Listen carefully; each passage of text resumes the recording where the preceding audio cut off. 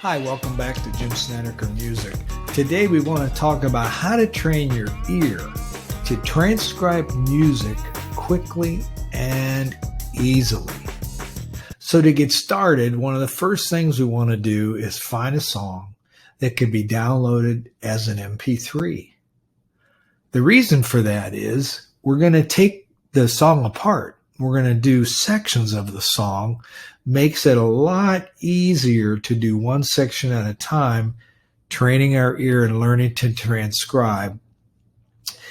I've suggested the use of Audacity software. It's open source and free to download, and you can do both these things with the software, change the tempo and repeat a section.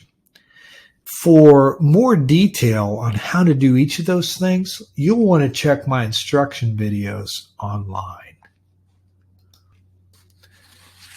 Then, another thing we want to do that really helps get kind of a overall picture of the song is to make a chart where you, from a high level, record the sections of the song.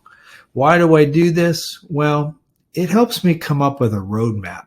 I can see the whole song on one sheet of paper in one eye view, and it helps me to kind of visually see where are the sections, where's the verse, where's the chorus, what are maybe some rhythms that are unique that I want to make note of from a high level before we get into the details. Following that, I want to determine the key of the song. This is what's going to help me get started transcribing. And it's a great way to begin training your ear. The way we want to do this is to listen for the bass line and the chords. The bass line is often the bass guitar. The bass guitar is often playing that first note is often the key note, the root note, and also the key of the song.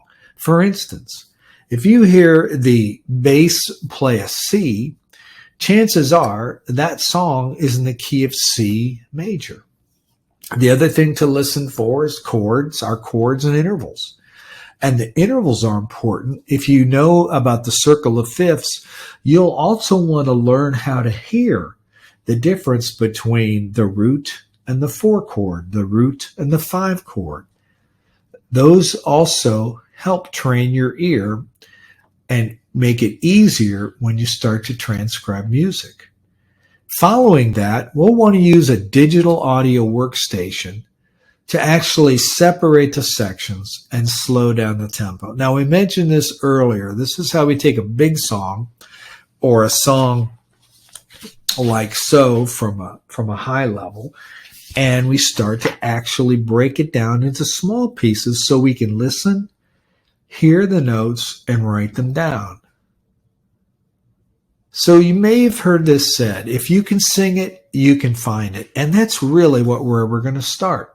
We're going to sing the note that we hear, and we're going to take our instrument that we're comfortable with. It might be a guitar or a piano, and we're going to match that note to the instrument. And then we can reference the picture I have here is also on the web page, but you'll see this is a keyboard, and underneath each key is the name of the note. So we can use this as a reference to begin to write down the notes on the staff, write the notes. Now, what's important here is it might be on staff paper, but for your purposes, it could just be a chord chart, and some lyrics. You might have a C chord, an F chord, and a G chord, maybe an A minor. You write those chords in and you write them over the lyrics. What have you got then? You've got a meaningful way to communicate to other musicians how to play the music that you're hearing. That's really the goal of transcription. That's what we're trying to do, is take music we hear and produce a repeatable performance. So that's how we can learn. We take what we know today, whatever level of ear training you have, if it's just singing one note and writing it down, and we build upon that little by little. We add to these sections until we can get a song to the point where we can pass it on to another musician to repeat the performance. So that's all I've got for today. This is how to train your ear to transcribe music quickly and easily.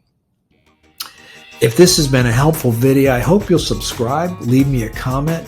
At any rate, thanks for joining.